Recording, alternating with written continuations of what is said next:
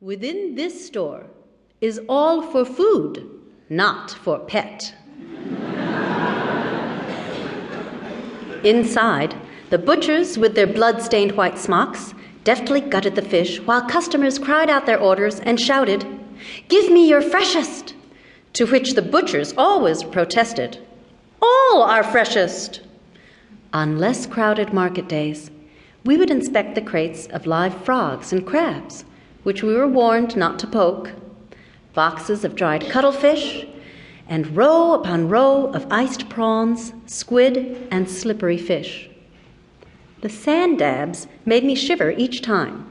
Their eyes lay on one flattened side, and they reminded me of my mother's story of a careless girl who ran into a crowded street and was crushed by a cab. "Was smash flat," reported my mother. At the corner of the alley was Hong Sing's, a 4-table cafe with a recessed stairwell in front that led to a door marked tradesmen. My brothers and I believed the bad people emerged from this door at night. Tourists never went to Hong Sing's since the menu was printed only in Chinese. A Caucasian man with a big camera once posed me and my playmates in front of the restaurant. He had us move to the side of the picture window so the photo would capture the roasted duck with its head dangling from the juice-covered rope. After he took the picture, I told him he should go into Hong Sing's and eat dinner.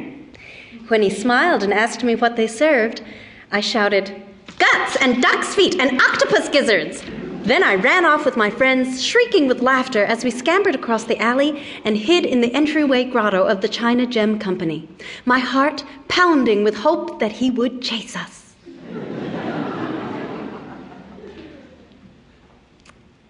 My mother named me after the street that we lived on, Waverly Place, John.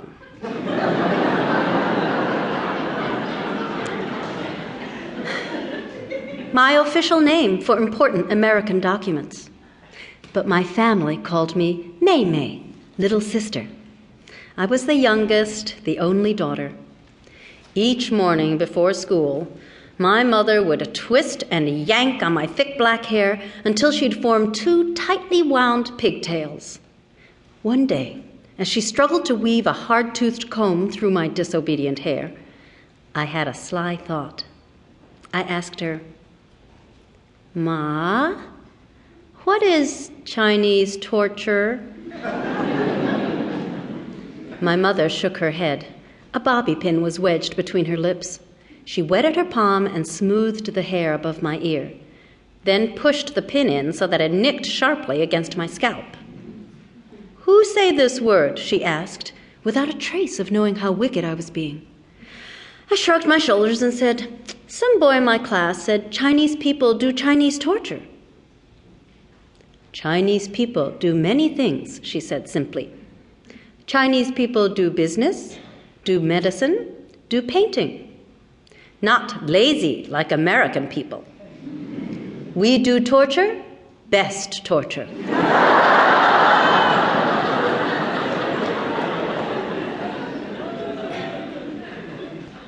My older brother Vincent was the one who actually got the chess set. We'd gone to the annual Christmas party held at the First Chinese Baptist Church at the end of the alley. The missionary ladies had put together a Santa bag of gifts donated by members of another church. None of the gifts had names on them. There were separate sacks for boys and girls of different ages. One of the Chinese parishioners had donned a Santa Claus costume and a stiff paper beard with cotton balls glued to it. I think the only children who thought he was the real thing were too young to know that Santa Claus was not Chinese. When my turn came up, the Santa man asked me how old I was. I thought it was a trick question. I was 7 according to the American formula and 8 by the Chinese calendar. I said, I was born on March 17, 1951. That seemed to satisfy him. He then solemnly asked if I'd been a very, very good girl this year.